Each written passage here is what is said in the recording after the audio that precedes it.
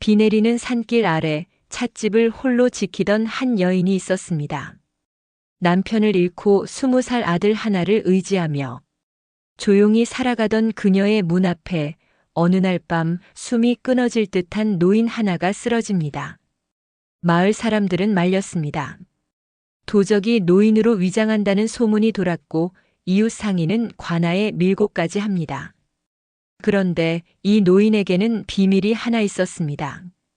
권력자들이 백성의 세금을 빼돌린 증거, 그 문서의 행방을 알고 있었던 것이지요. 여인은 선택해야 했습니다. 외면하면 평온한 삶이 이어질 수 있었고, 돕는다면 그녀의 찻집은, 그녀의 삶은 다시는 이전으로 돌아갈 수 없었습니다. 작은 선의 하나가 한 마을의 운명을 어떻게 뒤바꾸었는지, 오늘 이 이야기 끝까지 함께 해주십시오. 이 채널이 처음이신 분은 구독과 좋아요 한번 눌러주시면 매일 밤 이렇게 편안한 이야기로 찾아뵙겠습니다. 그럼 이야기를 시작하겠습니다. 비가 내리고 있었습니다.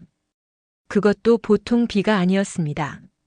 하늘에 구멍이 뚫린 듯 산자락을 타고 물줄기가 쏟아져 내리던 늦여름의 저녁이었습니다. 나뭇잎을 두드리는 빗소리가 어찌나 거센지 사람의 목소리쯤은 가볍게 삼켜버리는 그런 밤이었지요. 그 산길 아래 찻집이 하나 있었습니다. 크지도 작지도 않은 그저 지나가는 길손이 잠시 비를 피하기에 적당한 정도의 집이었습니다.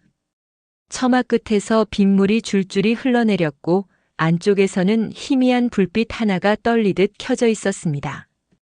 그 불빛이 아니었다면 누구도 그곳에 사람이 산다는 것을 알아채지 못했을 것입니다.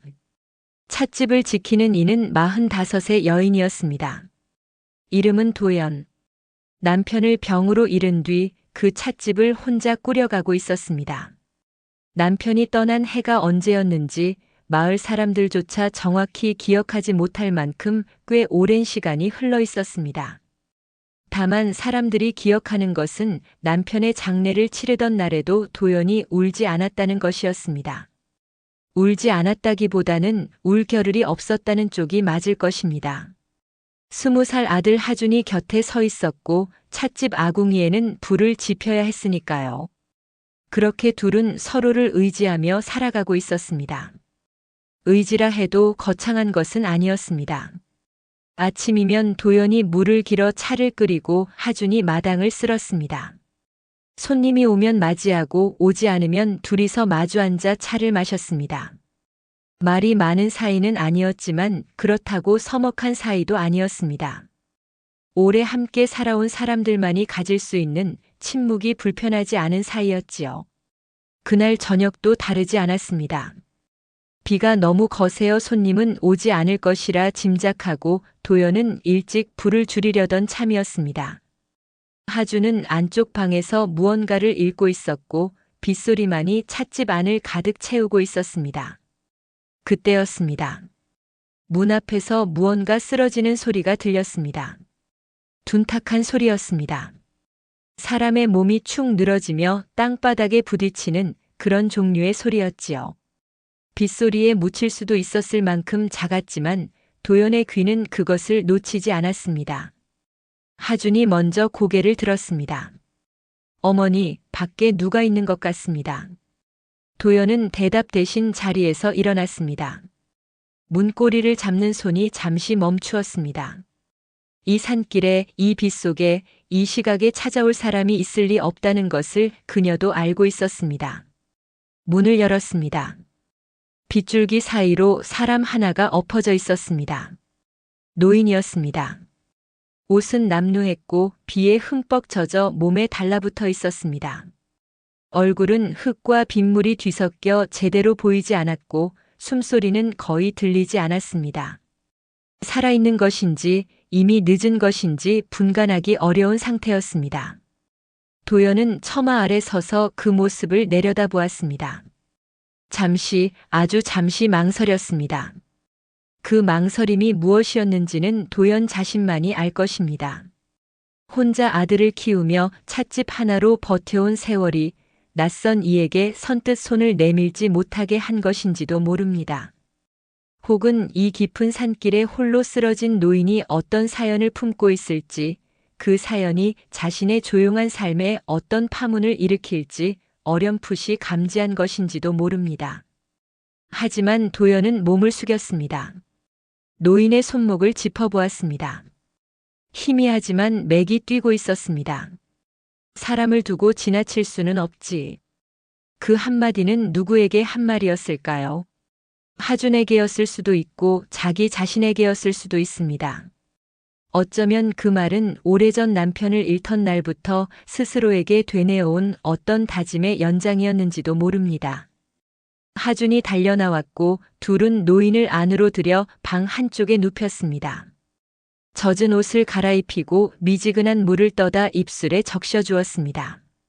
노인은 의식이 없었습니다. 숨만 겨우 붙어 있는 상태로 밤새 신음 한 번 내지 않았습니다. 도연은 그 밤 노인 곁을 떠나지 않았습니다. 새벽녘이 되어서야 노인의 숨소리가 조금 고르게 잡혔고 도연은 그제야 등을 벽에 기대었습니다. 창밖으로 빗소리가 한 겹 옅어져 있었습니다. 아무도 몰랐습니다. 그 비 내리던 저녁, 문 앞에 쓰러진 노인 하나를 안으로 들이는 그 작은 선택이 이 고요한 찻집의 운명을 얼마나 크게 뒤흔들게 될 것인지를, 도연이 그토록 지키고자 했던 평온한 일상이 바로 그 밤부터 조금씩 금이 가기 시작했다는 것을 도연은 그때는 알지 못했습니다. 다만 그녀가 아는 것은 하나였습니다. 눈앞에 죽어가는 사람이 있었고 자신은 그것을 외면하지 않았다는 것. 그것이 옳은 일이었는지 아니면 돌이킬 수 없는 길의 첫걸음이었는지는 아직 아무도 말해줄 수 없었습니다. 비는 여전히 내리고 있었습니다. 그리고 그 빗소리 너머로 마을 어딘가에서 누군가의 눈이 이 찻집을 향해 번뜩이고 있었다는 것을 도연은 까맣게 모르고 있었습니다. 노인을 안으로 들인 이튿날 아침이었습니다. 비는 그쳤지만 하늘은 여전히 낮게 내려앉아 있었습니다. 찻집 마당에는 밤새 흘러내린 빗물이 고랑을 만들어 놓았고 처마 끝에서 떨어지는 물방울 소리만이 고요한 아침을 채우고 있었습니다. 도연은 새벽부터 아궁이에 불을 지폈습니다. 노인에게 먹일 미음을 끓이기 위해서였습니다. 쌀이 넉넉한 형편은 아니었습니다. 찻집 수입이라 해봐야 하루에 손님 서너시 다녀가면 괜찮은 날이었고 그마저도 비가 이어지는 날에는 아무도 오지 않았습니다. 그런 살림에 입 하나가 더 늘었으니 도연의 손이 쌀독 앞에서 잠시 멈추었던 것도 무리는 아니었습니다. 하지만 그녀는 쌀을 퍼냈습니다. 말없이 아무렇지 않은 듯이. 노인은 여전히 의식이 온전치 않았습니다. 눈을 뜨다가도 이내 감았고 미음을 떠넣어주면 겨우 삼키는 정도였습니다. 얼굴에 붙은 흙을 닦아내고 보니 주름이 깊었습니다. 나이는 70을 넘긴 듯 했고 손등에는 오래된 상처 자국이 여러 개 남아 있었습니다. 그 상처들이 어디서 비롯된 것인지는 알 수 없었지만 평탄한 삶을 살아온 사람의 손은 아니었습니다.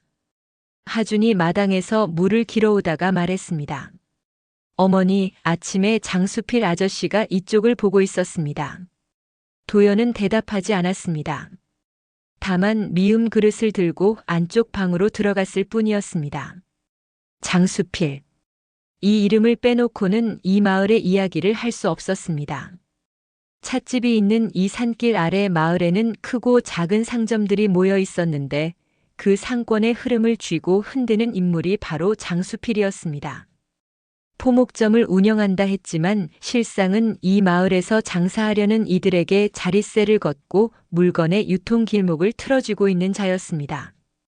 관아와도 적당히 줄이 닿아 있다는 소문이 있었고 그래서 마을 사람들은 그를 싫어하면서도 함부로 거스르지 못했습니다. 장수필이 도연의 찻집을 탐내고 있다는 것은 마을에서 공공연한 이야기였습니다. 찻집이 자리한 그 길목이 산을 넘어오는 길손들이 반드시 지나는 자리였기 때문이었습니다. 몇 차례 넌지시 찻집을 넘기라는 말을 흘린 적도 있었지만 도연은 그때마다 아무 대꾸 없이 차만 따랐습니다. 장수필은 그 침묵이 못마땅했을 것입니다. 그런 장수필이 도연이 낯선 노인을 들였다는 소식을 그냥 지나칠 리 없었습니다. 그날 오후 장수필이 찻집 문을 열고 들어왔습니다. 비가 갠 뒤라 길이 질퍽했을 텐데 신발에는 흙 한 점 묻어 있지 않았습니다. 일부러 차려입고 온 것이 분명했습니다. 그는 방 안쪽에 누워있는 노인을 힐끗 보더니 자리에 앉았습니다. 도연이 차를 내었습니다. 장수필은 찻잔을 받아들고도 마시지 않았습니다. 대신 한참을 뜸을 들이다가 입을 열었습니다. 그 늙은이를 들였다고요? 요즘 도적들이 노인으로 위장한다는 소문 못 들었습니까? 도연은 찻잔을 내려놓는 것으로 대답을 대신했습니다. 장수필의 눈이 가늘어졌습니다. 이 여인의 이런 태도가 늘 그를 불편하게 만들었습니다. 화를 내는 것도 아니고 굽히는 것도 아닌 그저 조용히 제자리를 지키고 있는 그 태도가. 장수필은 자리에서 일어나며 말했습니다. 내가 괜히 걱정해서 하는 말이요. 나중에 탈이 나도 나는 모르는 일이니. 그가 돌아간 뒤 찻집 안에는 차가 식는 냄새만 남았습니다. 하지만 장수필이 혼자 온 것은 아니었습니다. 아니, 정확히 말하면 그의 입이 혼자 움직인 것이 아니었습니다. 그날 저녁부터 마을에 소문이 퍼지기 시작했습니다. 찻집에 정체 모를 노인이 숨어 있다는 이야기, 도적일지도 모른다는 이야기, 혹은 관아에서 쫓기는 죄인일지도 모른다는 이야기. 소문이란 것은 비가 스며들듯 번지는 법이어서 하루가 지나자 마을 어디를 가든 그 이야기가 들렸습니다. 괜히 화를 자초하는 거야. 찻집 망하면 어쩌려고. 사람들은 도연을 걱정하는 척했지만 그 안에는 걱정과는 다른 것이 섞여 있었습니다. 낯선 것에 대한 경계, 자기 일이 아닌 것에 엮이고 싶지 않은 본능, 그리고 장수필의 눈치. 이 마을에서 장수필의 뜻을 거스르며 도연 편에 서줄 사람은 없었습니다. 하주는 그 소문들을 밖에서 듣고 돌아왔습니다. 마당에 서서 한참을 서성이다가 안으로 들어오지 않았습니다. 20살이면 어른이라 하지만 세상의 아기가 어머니를 향할 때 무엇을 어떻게 해야 하는지는 아직 배우지 못한 나이였습니다. 그저 주먹을 쥐었다 폈다 하며 서 있었을 뿐이었습니다. 도연은 하준이 밖에 서 있다는 것을 알고 있었습니다. 하지만 부르지 않았습니다. 한참이 지나서야 하준이 문을 열고 들어왔고 도연은 그때서야 차를 한 잔 따라 아들 앞에 놓았습니다. 둘 사이에 오간 말은 없었습니다. 다만 하준이 그 차를 마셨다는 것, 그것이 둘 사이에서는 충분한 대화였습니다. 그 밤 노인이 처음으로 눈을 온전히 떴습니다. 천장을 올려다보는 눈동자가 한참을 움직이지 않았습니다. 자신이 어디에 있는지를 더듬고 있는 듯 했습니다. 도연이 다가가 미음 그릇을 내밀자 노인은 그것을 받아들었습니다. 손이 떨렸지만 그릇을 쥐는 방식이 어딘가 달랐습니다. 허겁지겁 마시는 것이 아니라 두 손으로 그릇을 감싸 쥐고 잠시 머뭇거린 뒤에야 입에 대었습니다. 도연은 그 모습을 가만히 보았습니다. 아무 말도 하지 않았습니다. 묻지도 않았습니다. 다만 노인이 미음을 다 마시고 그릇을 내려놓았을 때 도연은 조용히 그릇을 거두어 나왔을 뿐이었습니다. 복도에서 하준과 눈이 마주쳤습니다. 하준의 눈에는 묻고 싶은 것이 가득했지만 도연은 고개를 가볍게 저었습니다. 지금은 아니라는 뜻이었습니다. 도연은 부엌에 서서 그릇을 씻었습니다. 물소리가 찻집 안을 가늘게 울렸습니다. 그 소리에 묻혀 안쪽 방에서 노인이 무언가를 중얼거리는 소리가 희미하게 들려왔습니다. 무슨 말인지는 알아들을 수 없었습니다. 잠꼬대인지 누군가를 부르는 것인지. 도연은 손을 멈추지 않았습니다. 그저 그릇을 씻고 행주를 짜고 아궁이의 잔불을 확인했습니다. 매일 밤 해오던 일들을 매일 밤 하던 순서대로 했습니다. 마치 아무 일도 일어나지 않은 것처럼. 하지만 그날 밤 도연은 잠들지 못했습니다. 이유를 스스로에게 묻지는 않았습니다. 다만 창 너머로 구름이 걷히고 별이 하나둘 드러나는 것을 오래도록 바라보았습니다. 비가 그치면 마을 사람들의 입은 더 바빠질 것이었습니다. 장수필의 눈은 더 날카로워질 것이었습니다. 그리고 안쪽 방의 노인은 눈을 떴으니 이제 곧 무언가를 말하기 시작할 것이었습니다. 그 말이 무엇일지 도연은 아직 알지 못했습니다. 다만 한 가지 어렴풋이 느끼고 있는 것이 있었습니다. 어젯밤 문 앞에서 잠시 망설였던 그 순간, 그때 문을 열지 않았더라면 돌아갈 수 있었을 자리가 이제는 점점 멀어지고 있다는 것을. 그리고 그 노인의 눈. 미음 그릇을 받아들 때 잠깐 스친 그 눈빛 속에 단순한 감사만이 담겨 있지는 않았다는 것을. 거기에는 무언가를 가늠하는 빛이 있었습니다. 도연은 그것을 보았지만 아직은 그 의미를 읽지 못했습니다. 밤이 깊어가고 있었습니다. 별빛 아래 찻집은 고요했습니다. 하지만 그 고요 속에서 무언가가 조용히 움직이기 시작하고 있었습니다. 사흘이 지났습니다. 노인은 조금씩 기력을 되찾고 있었습니다. 처음에는 미음 한 그릇도 겨우 삼키던 것이 사흘째 되는 날에는 죽을 받아먹었고 혼자 몸을 일으켜 벽에 기대앉을 수 있게 되었습니다. 회복의 속도가 나이에 비해 빨랐습니다. 죽을 고비를 넘긴 사람치고는 몸이 기억하고 있는 힘의 바탕이 단단했습니다. 도연은 그것을 눈여겨보았지만 역시 묻지 않았습니다. 노인은 자신의 이름을 윤석노라 했습니다. 그것이 전부였습니다. 어디서 왔는지, 왜 그 빛 속에 쓰러져 있었는지, 어디로 가려 했는지 아무것도 말하지 않았습니다. 도연이 묻지 않았으니 말하지 않은 것인지 아니면 묻더라도 말하지 않았을 것인지는 알 수 없었습니다. 다만 윤석노라는 이름 석자를 입에 올릴 때 노인의 목소리가 아주 잠깐 낮아졌다는 것을 도연은 느꼈습니다. 마치 오랫동안 불러보지 않았던 이름을 꺼내는 사람처럼. 이상한 점은 그 뒤부터 하나씩 보이기 시작했습니다. 처음 눈에 띈 것은 글자 앞에서의 태도였습니다. 하준이 방 한쪽에 놓아두었던 책 몇 권이 있었습니다. 대단한 것은 아니고 장터에서 헐값에 구한 이야기책 같은 것들이었습니다. 노인은 그 책들 곁에 앉아 있으면서도 펼쳐보는 법이 없었습니다. 글을 모르는 사람이라면 당연한 일이었지요. 그런데 어느 날 하준이 책을 펼쳐놓은 채 자리를 비운 적이 있었습니다.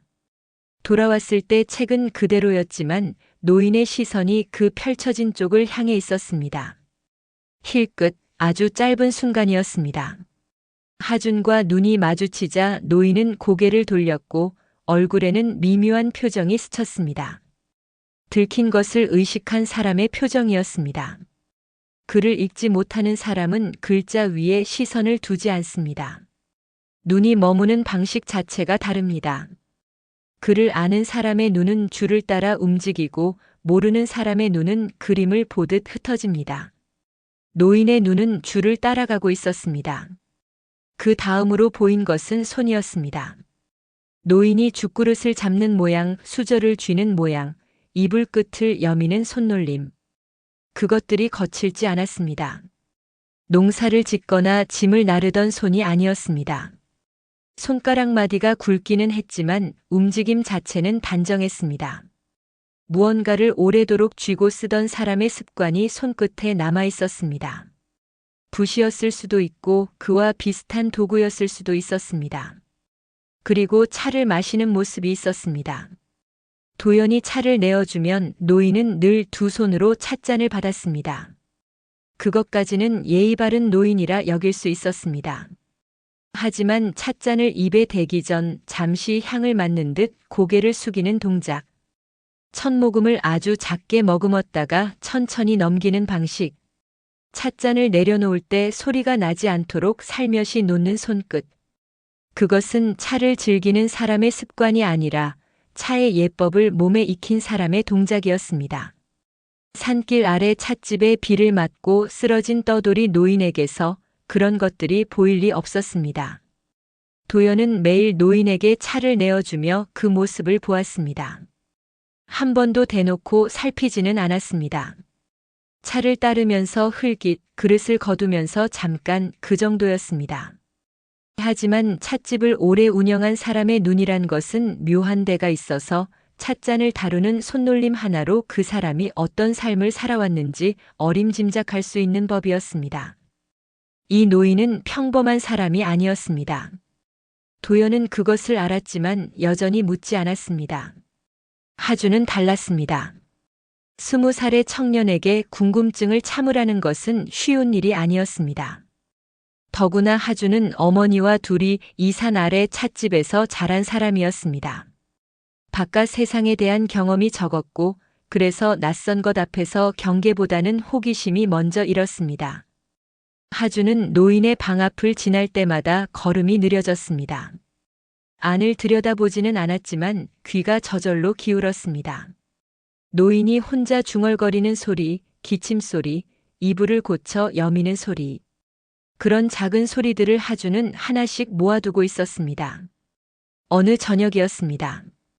도연이 부엌에서 저녁 준비를 하고 있을 때 하준이 다가와 말했습니다. 어머니, 저분 평범한 분은 아닌 것 같습니다. 도연의 손이 멈추지 않았습니다. 칼질을 계속하면서 아들의 말을 들었습니다. 하주는 자기가 본 것들을 하나씩 꺼내 놓았습니다. 글자를 보던 눈빛, 손놀림, 차를 마시는 예법. 조목조목 따지는 것은 아니었지만 20살 청년의 직감이 포착한 것들은 도연이 느끼고 있던 것과 다르지 않았습니다. 도연은 칼을 내려놓았습니다. 행주에 손을 닦으며 아들을 바라보았습니다. 한참을 바라보다가 조용히 입을 열었습니다. 사람을 살리는 데 이유가 필요한 건 아니란다. 그 말은 하준의 궁금증에 대한 대답이 아니었습니다. 대답이 아니라 선이었습니다. 이 선 너머로는 들어가지 말라는 그런 종류의 말이었습니다.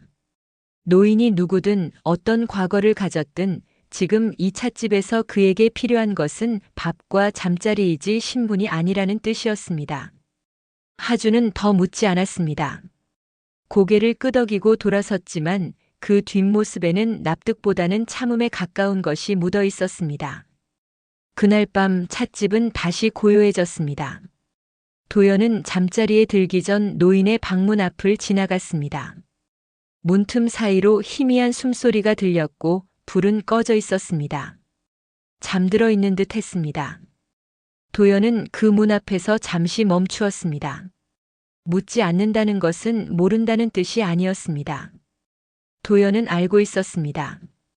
이 노인이 무언가를 숨기고 있다는 것을, 그리고 그 숨기고 있는 것이 단순히 부끄러운 과거 같은 것이 아니라는 것을. 찻잔을 다루는 예법, 글자 위를 따라가는 눈빛, 단정한 손끝. 그것들은 오랜 세월에 걸쳐 몸에 배어든 것들이었습니다. 아무리 남루한 옷을 입고 떠돌이의 행색을 하고 있어도 몸에 밴 것은 숨길 수 없었습니다. 도연은 그것을 보면서도 모른 척했습니다. 모른 척한 것은 무관심이 아니었습니다. 그 반대였습니다. 알면서도 묻지 않는 것, 그것이 도연이 사람을 대하는 방식이었습니다. 남편을 잃고 혼자 찻집을 지켜온 세월이 가르쳐준 것이 있다면 사람에게는 말하고 싶지 않은 것이 반드시 있다는 것이었습니다. 그리고 그것을 억지로 꺼내는 것은 친절이 아니라는 것을. 하지만 그 침묵이 언제까지 이어질 수 있을지 도연은 스스로에게 묻지 않을 수 없었습니다. 마을에서는 여전히 소문이 돌고 있었습니다. 장수필의 눈은 찻집을 향해 있었고 노인은 기력을 되찾아가고 있었습니다. 기력이 돌아온다는 것은 곧 입도 열린다는 뜻이었습니다. 지금까지 말하지 않았던 것들이 머지않아 이 찻집 안에서 소리를 내기 시작할 것이었습니다. 도연은 문 앞을 떠나 자기 방으로 들어갔습니다. 이불을 펴고 누웠지만 눈은 감기지 않았습니다. 천장을 올려다보며 아무 생각도 하지 않으려 했습니다. 하지만 자꾸만 떠오르는 것이 있었습니다. 노인이 찻잔을 내려놓던 그 손끝. 소리 하나 나지 않게 정확하게 그리고 아주 익숙하게. 그 손끝이 품고 있는 이야기가 무엇인지 도연은 아직 알지 못했습니다. 다만 느끼고 있었습니다. 그 이야기가 입 밖으로 나오는 날, 이 조용한 찻집에는 지금과는 전혀 다른 바람이 불어올 것이라는 것을. 밤은 깊어가고 있었고 안쪽 방에서는 노인의 고른 숨소리가 벽 너머로 희미하게 새어나오고 있었습니다. 그 밤은 유독 고요했습니다. 낮에 내리던 비가 그치고 바람마저 숨을 죽인 밤이었습니다. 나뭇잎 하나 흔들리지 않았고 벌레 소리조차 뜸했습니다. 찻집 안에는 꺼져가는 촛불 하나만이 제 그림자를 벽 위에 느리게 흔들고 있었습니다. 도연은 잠들지 못하고 있었습니다. 잠이 오지 않는 밤이면 도연은 부엌에 나와 물을 데웠습니다. 오래된 습관이었습니다.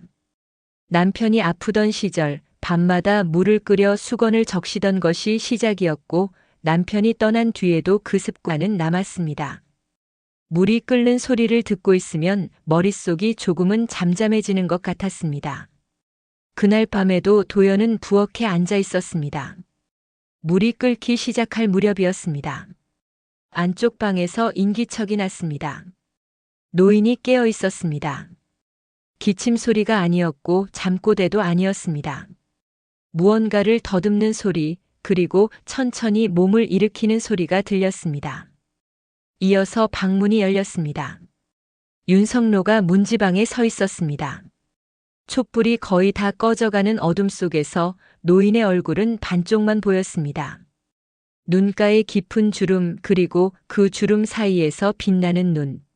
며칠 전 미움도 겨우 삼키던 사람의 눈빛이라고는 믿기 어려울 만큼 또렷한 눈이었습니다. 도연은 자리에서 일어나지 않았습니다. 다만 찻잔을 하나 더 꺼내 막 끓인 물을 부었습니다. 노인은 느린 걸음으로 다가와 맞은편에 앉았습니다. 도연이 내민 찻잔을 받아들었습니다. 두 손으로 감싸 쥐고 한참을 그 온기를 느끼듯 가만히 있었습니다. 한동안 아무 말이 없었습니다. 찻집 안에는 물 끓는 소리의 잔향만 남아 있었고 두 사람 사이에는 촛불이 만들어낸 작은 빛의 경계만이 놓여 있었습니다. 도연은 재촉하지 않았습니다. 노인이 입을 열든 열지 않든 그것은 노인의 몫이었습니다. 얼마나 지났을까? 윤성로가 찻잔을 내려놓았습니다. 소리 없이 역시나 정확하게. 그리고 입을 열었습니다. 나는 한때 관청에서 문서를 다루던 사람이었소. 그 한마디가 나오기까지 노인의 입술이 두어 번 달싹거렸습니다. 오랫동안 입 밖에 내지 않았던 말을 꺼내는 사람의 망설임이 거기 있었습니다. 도연은 고개를 들지 않았습니다. 찻잔 안에 물을 내려다보고 있었습니다. 노인은 천천히 말을 이어갔습니다. 지방 관아에서 문서를 관리하는 직책이었다고 했습니다. 크게 높은 자리는 아니었지만 관아를 드나드는 문서가 모두 그의 손을 거쳤다고 했습니다. 세금의 출납, 곡식의 이동, 관리들 사이의 공문. 그런 것들을 기록하고 정리하는 일이었습니다. 처음에는 아무것도 몰랐다고 했습니다. 문서란 것은 숫자와 글자의 나열이었고 그것을 정확히 옮겨 적는 것이 자신의 일이었을 뿐이라고. 하지만 세월이 쌓이면서 숫자들 사이에 어긋남이 보이기 시작했다고 했습니다. 거둬들인 세금과 장부에 적힌 세금이 맞지 않았고 곡식의 양이 어딘가에서 줄어들었다가 다른 곳에서 늘어나 있었습니다. 처음에는 실수라 여겼다고 했습니다. 하지만 같은 방향의 실수가 반복되었고 그 실수가 항상 같은 사람들에게 이로운 방향으로만 일어난다는 것을 깨달았을 때 그것이 실수가 아니라는 것을 알았다고 했습니다. 노인의 목소리는 낮았습니다. 감정이 실려 있지 않았습니다. 마치 오래전에 일어난 일을 이미 수없이 곱씹어 달아버린 말로 전하는 것 같았습니다. 그는 고발했다고 했습니다. 윗선에 보고했다고 했습니다. 숫자의 어긋남을 증거가 되는 문서의 사본을 들고 자신보다 높은 자리에 있는 이에게 가져갔다고 했습니다. 하지만 그 높은 자리에 있는 이가 바로 그 어긋남의 끝에 서 있는 사람이었습니다. 노인의 말이 거기서 잠시 끊겼습니다. 찻잔을 다시 들어 한 모금 마셨습니다. 찻잔을 내려놓는 손끝이 이번에는 아주 미세하게 떨렸습니다. 누명이 씌워졌다고 했습니다. 빼돌린 것은 그들이었지만 장부를 조작한 죄는 윤석노에게 돌아왔습니다. 문서를 다루던 사람이니 문서를 조작한 자로 만드는 것은 어렵지 않았을 것이었습니다. 하루아침에 죄인이 되었고 관직을 잃었습니다. 그것만이 아니었습니다. 재산이 압류되었고 가족은 뿔뿔이 흩어졌다고 했습니다. 가족이라는 말 앞에서 노인의 입이 다시 멈추었습니다. 그 침묵이 길었습니다.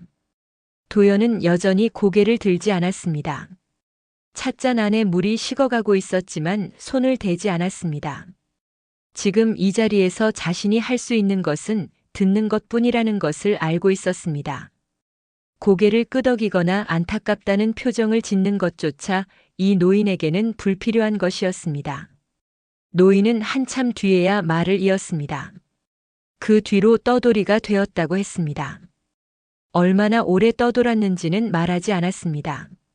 다만 목소리의 결에 그 시간이 짧지 않았다는 것이 묻어 있었습니다. 거기까지가 노인이 한 이야기의 전부였습니다. 도연은 그 이야기를 들으며 한 가지를 느꼈습니다. 이 노인의 이야기에는 구멍이 있었습니다. 크지는 않지만 분명한 구멍이었습니다. 관청에서 쫓겨나고 재산을 잃고 가족과 흩어진 사람이라면 세상에 대한 원망이 있을 법했습니다. 억울함이 있을 법했습니다. 하지만 윤석노의 목소리에는 그런 것이 없었습니다. 원망도 억울함도 분노도 들리지 않았습니다. 마치 그 모든 감정을 이미 지나온 사람처럼 혹은 그런 감정보다 더 무거운 무언가를 품고 있는 사람처럼. 그리고 노인이 마지막에 한 말이 있었습니다. 찻잔을 내려놓고 촛불이 꺼지기 직전의 어둠 속에서 윤석노가 조용히 말했습니다. 내가 지키지 못한 것이 아직 이 땅 어딘가에 남아있소. 도연은 그 말을 들었습니다. 지키지 못한 것. 그것이 무엇인지 노인은 말하지 않았고 도연은 묻지 않았습니다. 하지만 그 한마디의 무게가 지금까지 노인이 했던 모든 말의 무게를 합친 것보다 무거웠습니다. 지키지 못했다는 것은 지키려 했다는 뜻이었습니다. 아직 남아있다는 것은 끝나지 않았다는 뜻이었습니다. 이 노인은 단순히 쫓겨난 사람이 아니었습니다. 무언가를 품고 그것을 아는 채로 오랜 세월을 떠돈 사람이었습니다. 그리고 그 무언가가 아직 이 세상 어딘가에 있다고 이 늦은 밤 낯선 찻집의 여인 앞에서 입 밖에 내고 있었습니다. 도연은 자리에서 일어났습니다. 식어버린 찻잔을 거두고 새로 물을 부어 노인 앞에 놓았습니다. 그것이 도연이 할 수 있는 유일한 대답이었습니다. 노인은 그 찻잔을 내려다보았습니다. 한참을 내려다보다가 아주 작게 고개를 숙였습니다. 감사의 표시였는지 아니면 무거운 것을 내려놓은 사람의 안도였는지 알 수 없었습니다. 밤은 이미 깊을 대로 깊어져 있었습니다. 도연은 부엌을 정리하고 자기 방으로 돌아갔습니다. 이불 위에 앉아 한참을 벽을 바라보았습니다. 노인의 마지막 말이 귓가에 맴돌고 있었습니다. 내가 지키지 못한 것, 아직 이 땅 어딘가에 남아있는 것, 그것이 무엇인지 도연은 알지 못했습니다. 하지만 그 말이 이 찻집 안에서 소리를 내기 시작한 이상 이 이야기는 여기서 끝나지 않을 것이었습니다. 노인의 과거가 풀어놓은 실끝이 어디로 이어져 있는지는 아직 보이지 않았지만 그 실이 이 찻집을, 도연을, 하준을, 그리고 이 마을을 어디론가 끌고 가려 하고 있다는 것만은 분명했습니다. 도연은 그때 알지 못했습니다. 그 말이 이 찻집 밖으로 새어나가게 될 것이라는 것을, 그리고 그 말을 가장 먼저 주워 담을 사람이 이 마을에서 가장 귀가 밝고 욕심이 깊은 자라는 것을. 밤이 지나고 있었습니다. 찻집 마당 너머로 동이 트려면 아직 멀었습니다. 소문이란 것은 참으로 묘합니다. 아무리 닫힌 방 안에서 나눈 말이라 해도 벽에는 틈이 있고 바람에는 귀가 있는 법이었습니다. 윤석노가 입을 연 그 밤 이후 며칠이 채 지나지 않아 마을 어딘가에서 이상한 이야기가 돌기 시작했습니다. 찻집의 노인이 무언가를 숨기고 있다는 이야기. 그것이 정확히 어디서부터 흘러나온 것인지는 알 수 없었습니다. 도연이 말한 것은 아니었고 하준이 밖에서 입을 연 적도 없었습니다. 다만 이 산 아래 마을이라는 곳이 그러했습니다. 사람의 입이 아니라 공기 자체가 이야기를 나르는 것처럼 누가 먼저랄 것도 없이 소문은 퍼져나갔습니다. 그 소문이 장수필의 귀에 닿는 데는 오래 걸리지 않았습니다. 아니, 어쩌면 장수필은 처음부터 기다리고 있었는지도 모릅니다. 도연의 찻집에 노인이 들어온 그날부터 그는 찻집을 향해 눈을 떼지 않고 있었으니까요. 포목점 안쪽 방에 앉아 차를 마시면서도 그의 시선은 늘 창 너머 산길 위를 향해 있었습니다. 장수필은 소문을 들은 그날 저녁 혼자 방에 앉아 오래도록 생각에 잠겼습니다. 지키지 못한 것이 이 땅 어딘가에 남아있다.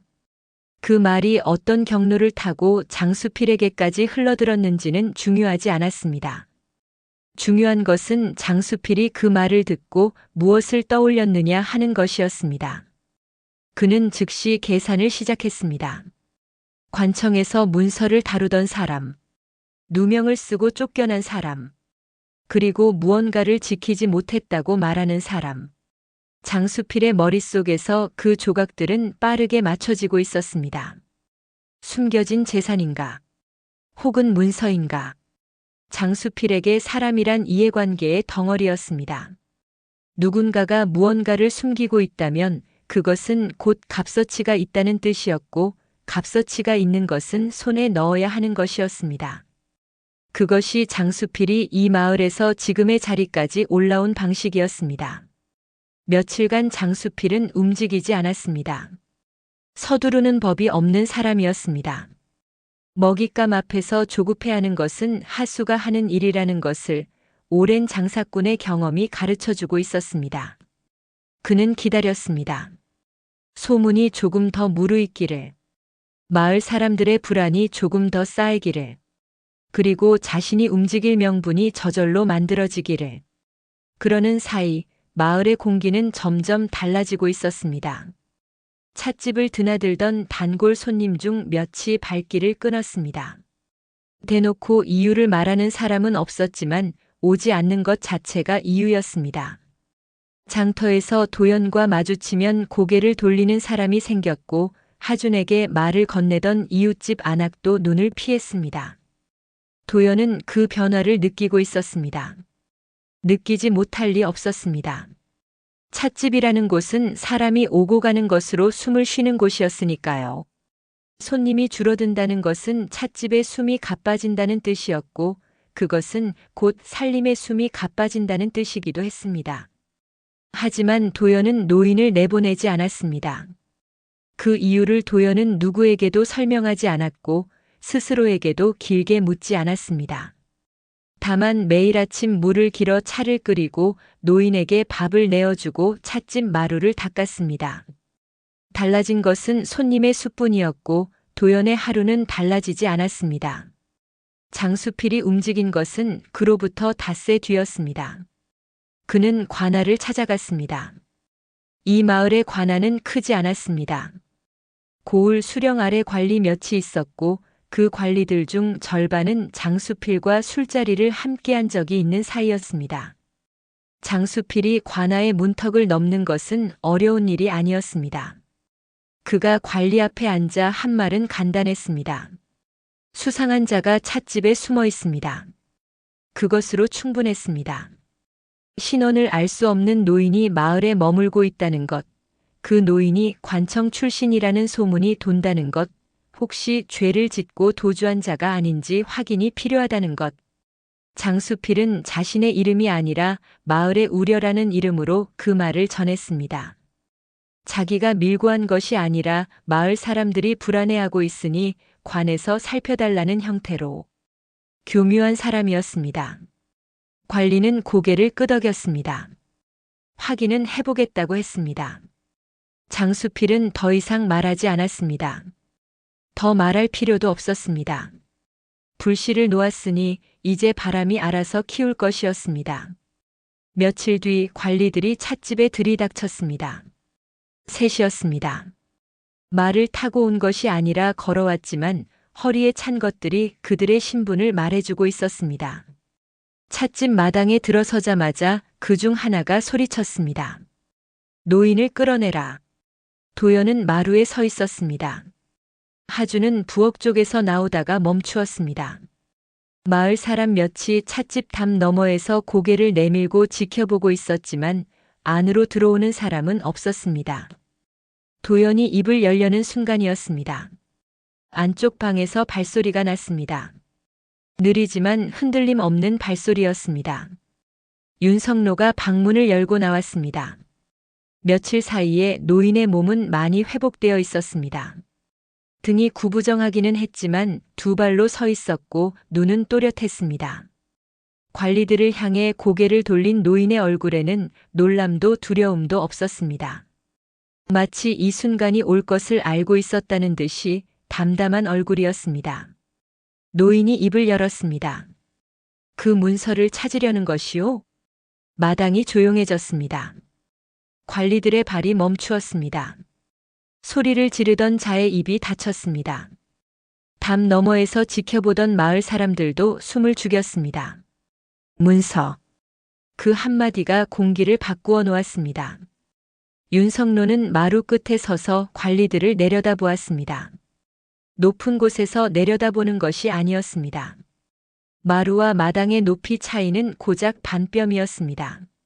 하지만 그 순간 노인이 서 있는 자리와 관리들이 서 있는 자리 사이에는 높이로는 잴 수 없는 어떤 간격이 있었습니다. 노인은 천천히 말했습니다. 그 문서는 백성들의 세금을 빼돌린 자들의 증거요. 그 한마디가 떨어졌을 때 관리들의 얼굴이 변했습니다. 노인을 잡으러 온 사람들의 얼굴이 아니었습니다. 무언가를 들킨 사람들의 얼굴에 가까웠습니다. 그것이 이 관리들 자신의 일인지 아니면 그들 윗선의 일인지는 알 수 없었지만 세금을 빼돌렸다는 말 앞에서 당당할 수 있는 관리는 이 마을에 없었습니다. 잠시 정적이 흘렀습니다. 관리들 중 하나가 뒤로 한 발 물러섰고 나머지 둘은 서로를 힐끗 보았습니다. 소리를 지르며 들어왔던 기세는 이미 사라져 있었습니다. 그들은 더 이상 아무 말도 하지 못한 채 찻집을 나갔습니다. 돌아가는 발걸음이 올 때보다 빨랐습니다. 마당에 다시 고요가 내렸습니다. 도연은 마루에 선 채로 노인을 바라보았습니다. 윤성로는 관리들이 떠난 방향을 한참 바라보다가 천천히 고개를 돌려 도연과 눈이 마주쳤습니다. 그 눈 속에 있던 것은 승리감이 아니었습니다. 안도도 아니었습니다. 그것은 오히려 돌이킬 수 없는 말을 내뱉어버린 사람의 눈빛에 가까웠습니다. 이제 시작이라는 것을 노인은 알고 있었습니다. 그 문서의 존재가 관아에 알려진 이상 이 찻집은 더 이상 조용한 곳이 아니었습니다. 관리들은 돌아갔지만 돌아간 것이지 물러난 것은 아니었습니다. 그들 뒤에는 더 큰 사람들이 있었고 그 사람들은 소문만으로는 움직이지 않지만 증거라는 말 앞에서는 반드시 움직이는 자들이었습니다. 하준이 어머니 곁으로 다가왔습니다. 도연은 아들의 얼굴을 보지 않았습니다. 대신 마당 너머를 바라보고 있었습니다. 담 너머에서 지켜보던 마을 사람들은 이미 흩어지고 없었습니다. 바람이 한 줄기 불어왔습니다. 찻집 처마 끝에 매달린 풍경이 한번 울렸습니다. 그 소리가 채 사라지기 전에 도연은 느끼고 있었습니다. 지금 이 순간부터 자신의 찻집이 지켜온 고요는 다시 돌아오지 않을 것이라는 것을, 그리고 이 일이 어디까지 번져갈 것인지 아직 아무도 알 수 없다는 것을. 노인은 다시 안쪽 방으로 들어갔습니다. 도연은 마루에 한참을 서 있었습니다. 해가 기울고 있었고 그림자가 마당 위로 길게 늘어지고 있었습니다. 관리들이 돌아간 뒤 찻집에는 이틀간 아무 일도 일어나지 않았습니다. 아무 일도 일어나지 않았다는 것이 오히려 이상했습니다. 소리를 지르며 들이닥쳤던 관리들이 빈손으로 돌아갔으니 그 뒤에 무언가가 있을 것이라는 것은 누구나 짐작할 수 있었습니다. 하지만 이틀이 지나도 관아에서 다시 사람이 오지 않았고 장수필도 모습을 드러내지 않았습니다. 마을은 조용했습니다. 그 조용함이 평온이 아니라 숨죽임이라는 것을 도연은 알고 있었습니다. 폭풍 전에 고요라는 말이 있지요. 바람이 멈추고 새가 울지 않고 하늘이 이상하게 맑은 날. 그런 날의 다음에는 을에 거센 것이 몰려오는 법이었습니다. 도연은 그런 날을 몇 번 겪어본 사람이었습니다. 남편이 병에 쓰러지기 전날도 그런 날이었지요.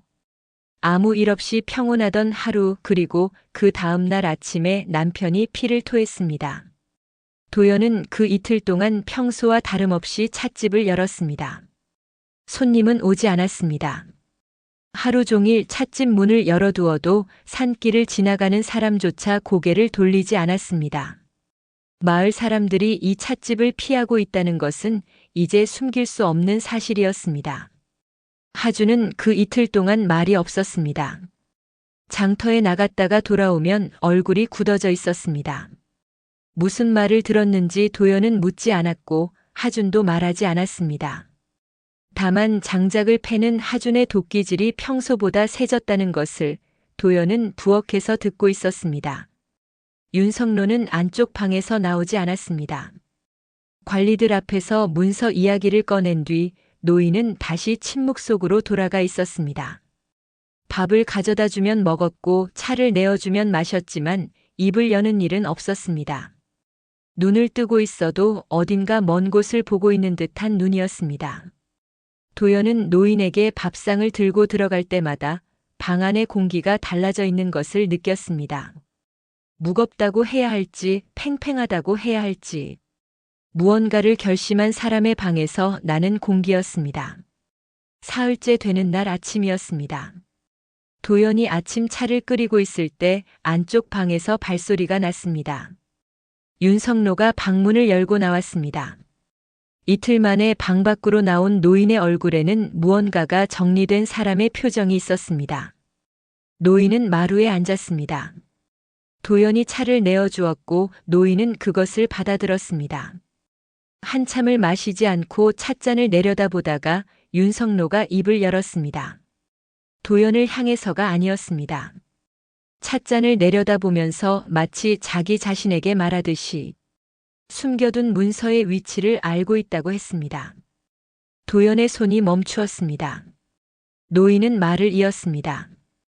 그 문서가 무엇인지를 자신이 관청에서 쫓겨나기 전 부패한 관리들이 백성의 세금을 빼돌린 내역을 낱낱이 기록한 장부의 사본이라고 했습니다.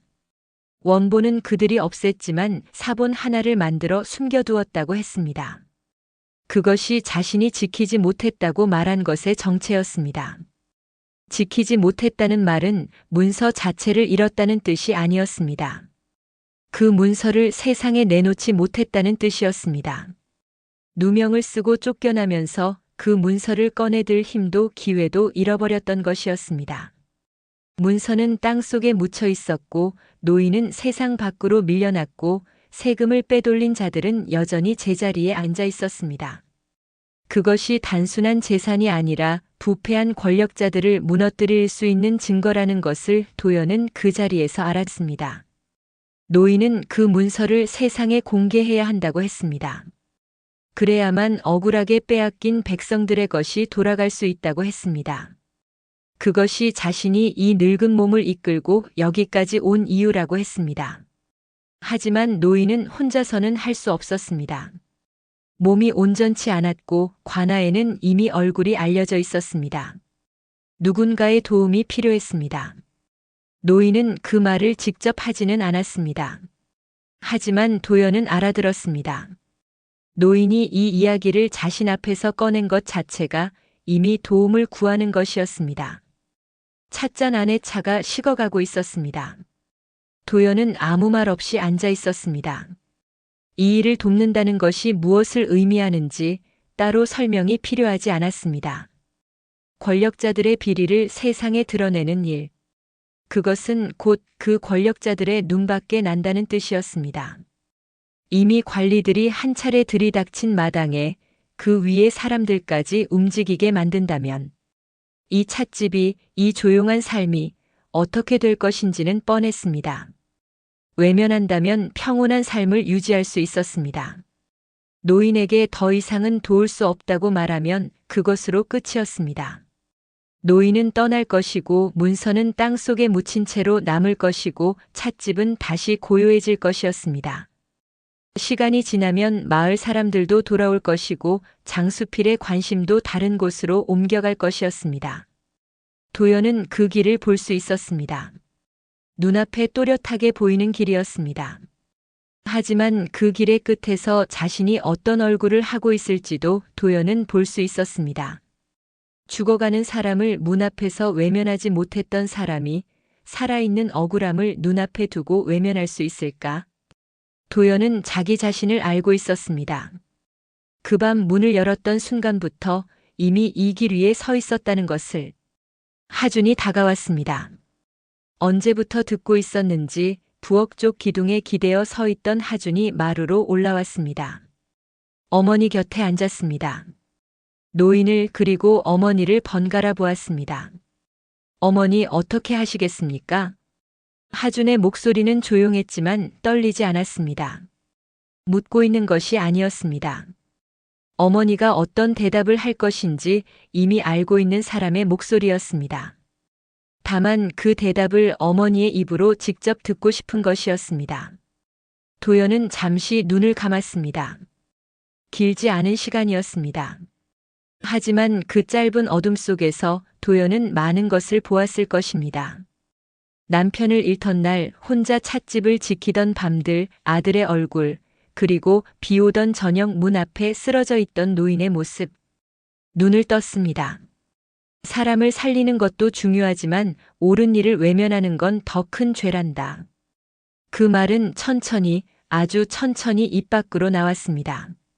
결심이라기보다는 확인에 가까운 말이었습니다. 이미 마음속에 있던 것을 소리내어 꺼낸 것뿐이었습니다. 하준은 고개를 끄덕였습니다. 윤성로는 찻잔을 내려놓고 도연을 바라보았습니다. 오래 그리고 깊이. 그 시선 속에 감사가 있었는지 미안함이 있었는지 아니면 그 둘이 섞인 어떤 것이 있었는지는 알 수 없었습니다. 다만 노인의 눈가에 물기가 어렸다가 주름 사이로 스며들어 사라졌습니다. 아무도 그것을 가리키지 않았습니다. 찻집 안에는 다시 고요가 내렸습니다. 하지만 그 고요의 질이 달랐습니다. 이전의 고요가 기다림의 고요였다면 지금의 고요는 결심 뒤의 고요였습니다. 무언가를 시작하기 직전 숨을 한 번 깊이 들이쉬는 그 짧은 정적이었습니다. 도연은 자리에서 일어났습니다. 식어버린 차를 버리고 새로 물을 올렸습니다. 아궁이에 불을 지피는 그 익숙한 동작 속에 오늘은 무언가가 하나 더 실려 있었습니다. 해가 중천을 향해 올라가고 있었습니다. 이 찻집에서 내린 결정이 어떤 결과를 불러올 것인지 세 사람 모두 정확히는 알지 못했습니다. 다만 한 가지, 이 길을 되돌릴 수는 없다는 것만은 분명했습니다. 도연은 그것을 알면서도 걸음을 내디뎠습니다. 비 오던 밤 문을 열었던 것처럼, 죽어가는 사람 앞에서 몸을 숙였던 것처럼, 매번 같은 방식으로 같은 방향으로. 그것이 도연이라는 사람이었습니다. 그리고 그 걸음이 이 이야기를 어디까지 데려갈 것인지는 아직 아무도 몰랐습니다. 그 다음 날 세 사람은 해가 뜨기 전에 찻집을 나섰습니다. 윤성로가 앞장섰습니다. 노인의 걸음은 느렸지만 방향에는 망설임이 없었습니다. 오래전에 걸었던 길을 몸이 기억하고 있는 사람의 걸음이었습니다. 도연은 그 뒤를 따랐고 하준은 가장 뒤에서 뒤를 살피며 걸었습니다. 아무도 말이 없었습니다. 새벽 공기는 차가웠습니다. 풀잎 위에 이슬이 맺혀 있었고 산길 양쪽으로 풀벌레 소리만이 가늘게 이어지고 있었습니다. 산을 하나 넘고 골짜기를 하나 지나야 했습니다. 찻집에서 그리 먼 거리는 아니었지만 노인의 걸음으로는 넉넉 잡아 2시간은 걸리는 길이었습니다. 윤성로는 한 번도 쉬자는 말을 하지 않았습니다. 숨이 가빠지면 잠시 걸음이 느려졌고 느려진 걸음이 다시 원래의 속도를 찾으면 앞으로 나아갔습니다. 도연은 그 등을 보며 걸었습니다. 굽은 등이었지만 흔들리지 않았습니다. 이 길을 다시 걷기 위해 오랜 세월을 버텨온 사람의 등이었습니다. 골짜기를 지나 낮은 언덕을 올랐을 때 윤석로의 발이 멈추었습니다. 언덕 위에 나무가 한 그루 서 있었습니다. 오래된 나무였습니다. 줄기가 두 아름은 넘어 보였고 가지가 사방으로 뻗어 하늘을 가리고 있었습니다. 뿌리가 땅 위로 드러나 울퉁불퉁하게 솟아 있었고 그 뿌리와 뿌리 사이로 이끼가 두텁게 끼어 있었습니다. 이 나무가 여기 서 있은 지 100년은 되었을 것이었습니다. 윤석로가 그 나무 앞에 서서 한참을 올려다보았습니다. 돌아보지 않았습니다. 움직이지도 않았습니다. 그저 서서 나무를 보았습니다. 오랜만에 만난 것을 바라보는 사람의 모습이었습니다. 얼마나 지났을까? 노인이 나무 아래로 걸어가 쪼그려 앉았습니다. 뿌리가 갈라진 틈, 그 아래쪽 흙을 손으로 파기 시작했습니다. 도연이 다가가려 했지만 윤석로가 고개를 가로저었습니다. 이것은 자신이 해야 하는 일이라는 뜻이었습니다. 노인의 손이 흙을 팠습니다. 한 뼘, 두 뼘. 손톱 사이로 흙이 파고들었고 손등에 오래된 상처 위로 새 흙이 묻어났습니다. 숨이 거칠어졌지만 손은 멈추지 않았습니다. 얼마쯤 지나 노인의 손끝에 무언가가 닿았습니다. 기름종이로 몇 겹이나 쌓인 꾸러미였습니다. 크지 않았습니다. 두 손으로 감싸 쥘 수 있을 정도의 크기였습니다. 흙 속에 묻혀 있었지만 기름종이 덕에 안쪽은 마른 상태를 유지하고 있었습니다. 윤석로가 그 꾸러미를 두 손으로 들어 올렸습니다. 떨리는 손이었습니다. 기력이 없어서가 아니었습니다. 오랜 세월 묻어두었던 것을 마침내 다시 손에 쥔 사람의 떨림이었습니다. 기름종이를 한 겹씩 벗겨냈습니다. 안에는 문서 묶음이 있었습니다. 누렇게 변색되어 있었지만 글씨는 또렷했습니다. 빼곡하게 적힌 숫자들, 이름들, 날짜들. 도연은 글의 내용을 읽을 수 있는 사람은 아니었지만 그 문서가 얼마나 꼼꼼하게 기록된 것인지는 알 수 있었습니다. 한 글자 한 글자가 단정했고 줄이 흐트러진 곳이 없었습니다. 찻잔을 소리 없이 내려놓던 그 손끝이 이 글자들을 쓴 것이었습니다. 고위 관리들의 비리가 상세히 기록되어 있었습니다. 어디서 얼마를 거두었고 그중 얼마가 어디로 빠졌으며 그것이 누구의 손을 거쳐 어디로 갔는지. 숫자 하나하나가 증거였고 이름 하나하나가 칼날이었습니다. 윤석로가 그 문서를 품에 안았습니다. 한참을 안고 있었습니다. 그 모습을 도연은 조금 떨어진 곳에서 지켜보았습니다. 하준도 곁에 서 있었습니다. 아무도 말하지 않았습니다. 그 침묵 속에서 새소리가 들려왔고 나뭇잎 사이로 아침 햇살이 비스듬히 내려오고 있었습니다. 찻집으로 돌아온 것은 해가 중천에 오를 무렵이었습니다. 그 뒤의 일은 빠르게 진행되었습니다. 문서를 세상에 내놓는 것은 간단한 일이 아니었습니다. 이 마을의 관아에 가져가는 것은 의미가 없었습니다. 장수필과 줄이 닿아 있는 관리들에게 넘기면 문서는 그 자리에서 사라질 것이 뻔했습니다. 더 높은 곳으로 보내야 했습니다. 윤석로는 옛 관청 시절 알고 지내던 사람이 하나 있다고 했습니다. 중앙의 감찰을 맡고 있는 부서에 있는 사람이었고 부패를 고발했다가 쫓겨난 윤석로의 사정을 아는 몇 안 되는 사람 중 하나였습니다. 문서를 그에게 보내야 했습니다. 하준이 그 일을 맡았습니다. 도연은 반대하지 않았습니다. 반대할 수 없었다는 것이 맞을 것입니다. 아들을 보내는 일이 두렵지 않았을 리 없었습니다.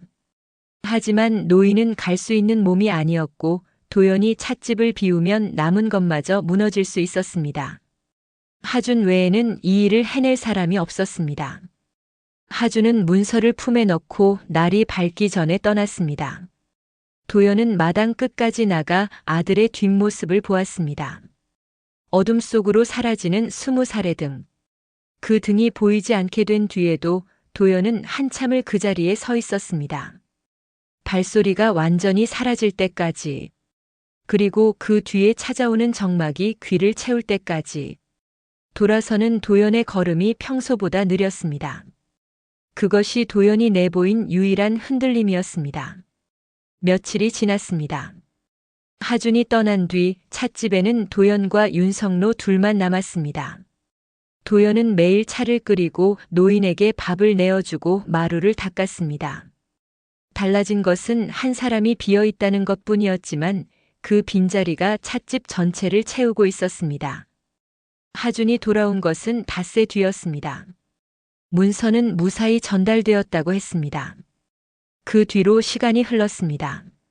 한 달이 지나고 2달이 지났을 무렵 소식이 들려왔습니다.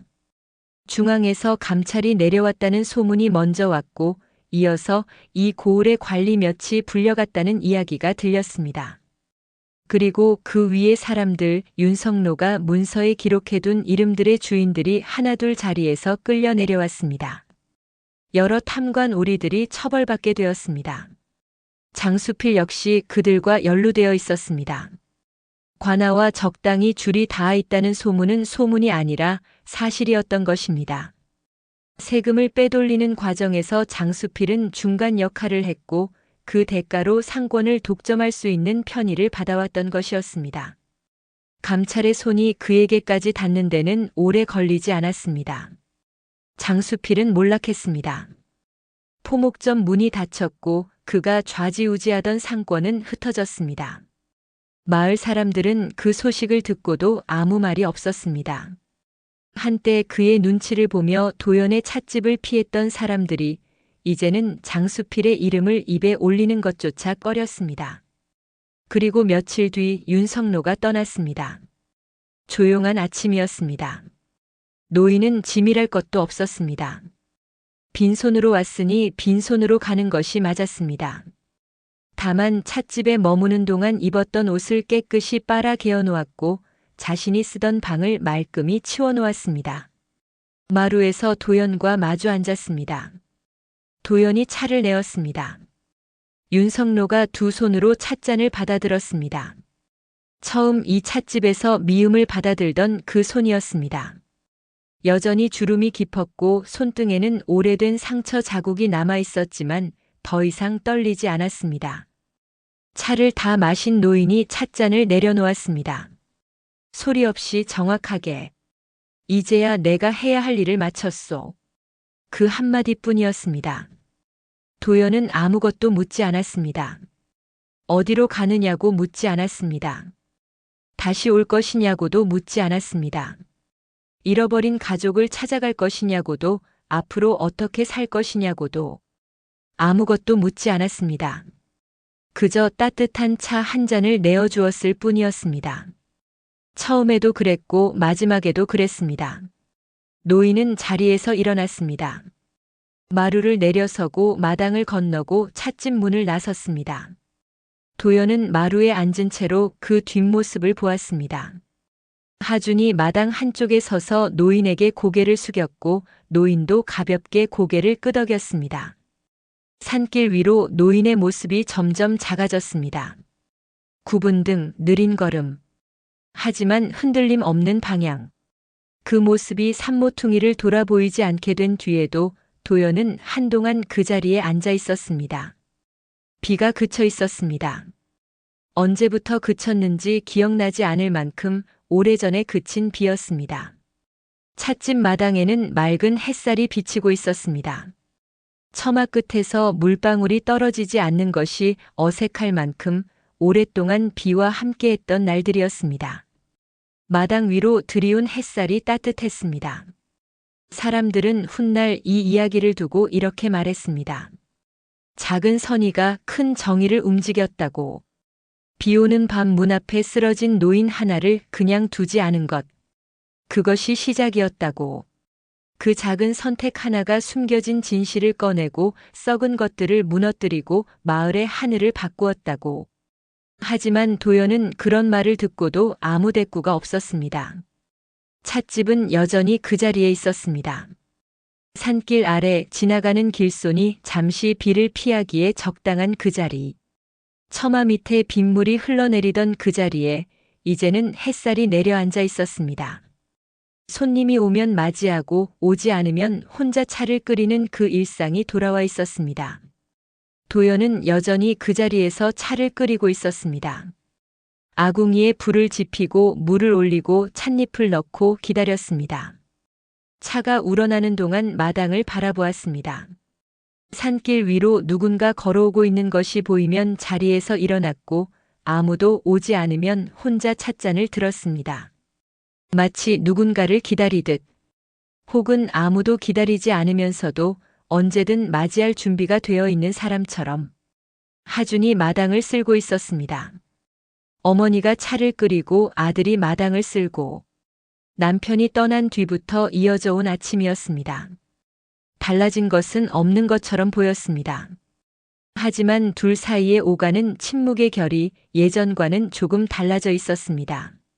함께 무언가를 건너온 사람들만이 나눌 수 있는 그런 종류의 침묵이었습니다.